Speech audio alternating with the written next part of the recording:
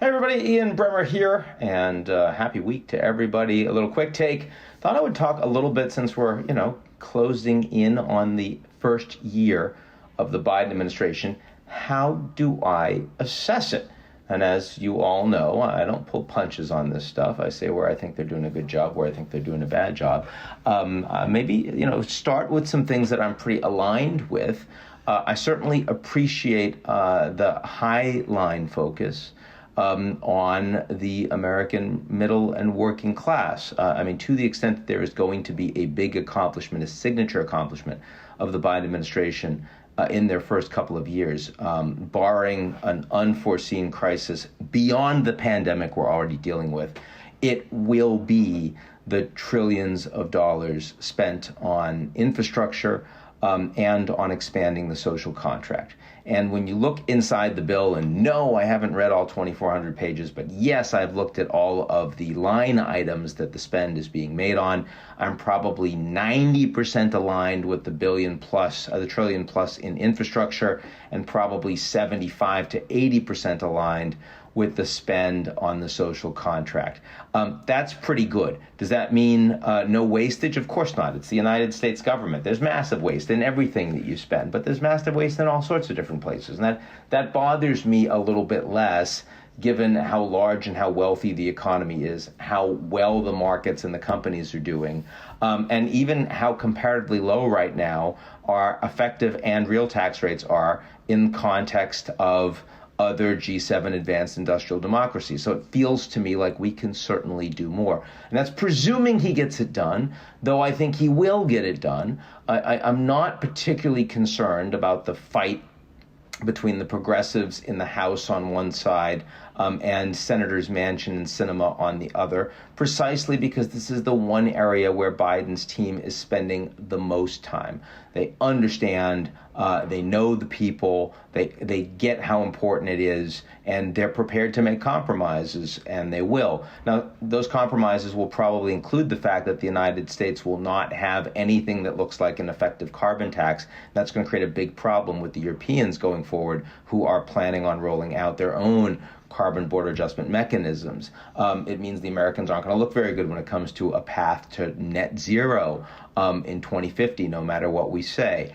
It means that some of the gimmies are not going to get paid for in terms of taxation, and you're going to need to use all sorts of gimmicks, and the effective deficit will continue to go up. But those things happen all the time with Republicans and Democrats, and on balance, assuming he gets it done, I think this is significant. It's not quite the New Deal, but it's a big deal, and I think it will help to actually reduce the level of animus and political dysfunction that is being experienced by the average American citizen. Won't happen immediately. It'll take a long time to play through. We've been ignoring this for decades. This is really a work of a generation, but I think it matters.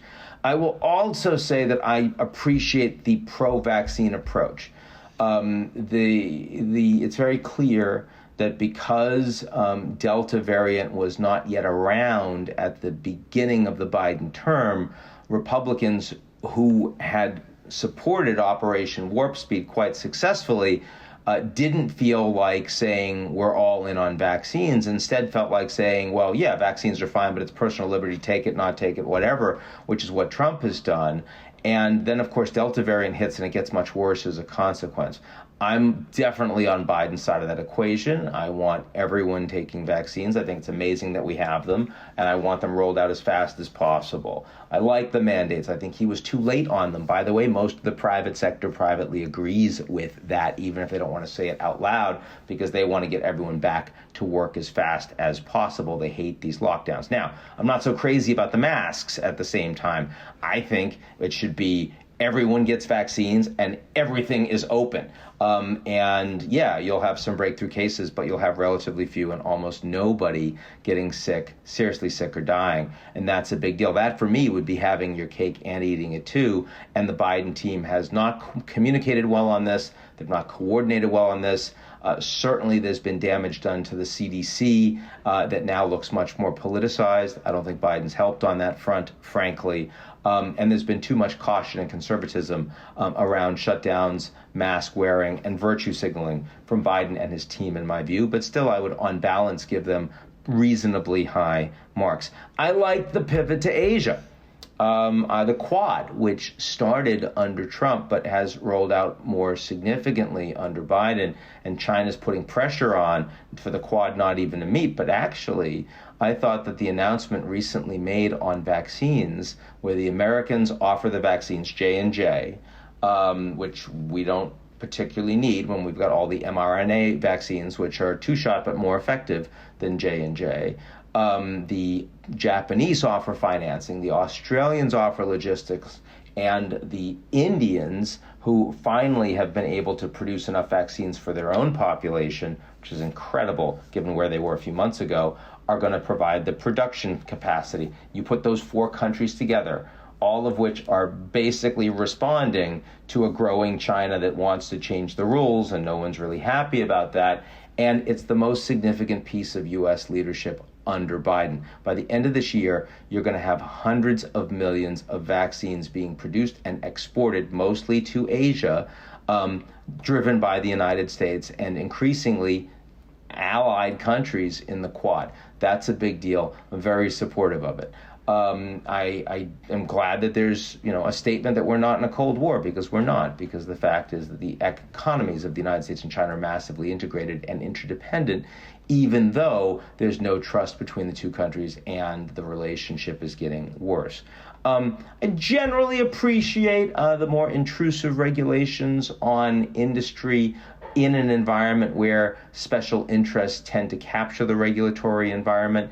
I don't think they're going to last. It's all executive order. The next time you get somebody else in, they're going to undo it all. None of this is happening through legislation, and big legislation pieces, aside from the 2 to 3 trillion, really can't move. And in that regard, role of special interests growing, role of the country feeling like it is increasingly in the hands of those special interests, that's something that's been growing for decades now, certainly since the 80s and the 90s, and I don't see that changing particularly under this administration. I also really don't like the American unilateralism, particularly with Europe, particularly with the Middle East, the idea that America knows best even when we don't, the pushing forward on human rights issues, even when other countries would be far better placed to do that. The Americans need to be allowing allies that are more effective to have much more of a say and much more leadership, and we should be promoting them. But it's just not the way the U.S. foreign policy establishment works, and the Biden administration is the foreign policy establishment. I want more decisive leadership and more effective and consistent communications. And if it can't be from Biden because he's losing a step, then it needs to be from members of his cabinet, and that's really hard because they're all loyalists who, if they're not getting their marching orders directly from Biden, don't necessarily have a lot to say. And on the upside, you don't get any leaks, and you got leaks all the time under Trump, but you're also getting less leadership, and I think that's a problem. So, if I were to roll all of that up, it's okay. It's certainly not an A. It's probably about a B minus, right? That's probably where I am overall on Biden. Now, there are a lot of people out there that will give me hell for criticizing this president, and they'll do it specifically because the last president was so horrible. They'll do it because they think the country is in peril. I have a different view. My view, certainly, of Trump is that he was by far the most unfit leader of any democracy that I personally have encountered in my lifetime. And by the way, I'm kind of annoyed that people think that saying that makes you a crazy, committed, anti-Republican, partisan. When, I thought that Trump was completely unfit as a human being when he was a Democrat. I was public about that. I leaned into that. This has nothing to do with Trump's ideology. Trump has no ideology. He's a narcissist who has no business running a country. But the fact that he won and was president and now is out there and is probably going to run again and will probably be back at least on Facebook, and who knows, maybe on everything. And the media is still talking about him. And he's not acting like any other former president in withdrawing from political life and not making comments about existing presidents. No, he's doing the opposite. He's saying that the election was stolen, it was rigged, and we've got to take action. All of this crazy stuff that hurts the country. I mean, the next step that many people take is, well, that means that you have to support Biden no matter what. And I think that's a fair point if I thought that the country was truly on the precipice of dictatorship, of tyranny. And there's a real debate to be had over that. I don't actually believe that. I think the country, to the extent that there are serious things that are wrong with the country, they have less to do with Trump individually and more to do with decades of a small number of individuals, very powerful, very wealthy, doing their best to run the country for them. And that's how we ignored climate change for 30 years, with companies that knew exactly what they were doing and didn't care.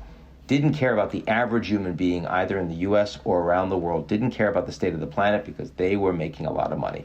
And that played out over a host of different policy issues across the entire country for decades is what is presently wrong. And I would say that becoming a partisan and throwing out, suspending critical judgment when you think that there's a good policy being put forward or a bad policy being put forward actively is a disservice if that's the fight that's happening. Now, I do believe that if Trump runs again and he wins, this is going to get a lot worse. And even if Trump runs again and he loses, but he pretends he wins, which he will do because that is the playbook, and does everything he can to undermine the electoral process, which is easier in the United States than many places because it's not a federal election system, it's state by state, and many Trump supporters are now in positions of electoral oversight in key red states at the state level. That's a problem, and that can lead to violence, and it will lead to a much uglier election process, and there could be a big fight over who the next president is, having nothing to do with who actually wins. I accept all of that, and yet I still don't think we're talking about the potential of the United States becoming a dictatorship. Instead, we're talking about the U.S. becoming a more poorly governed place, a more kleptocratic-oriented, poorly representative democracy.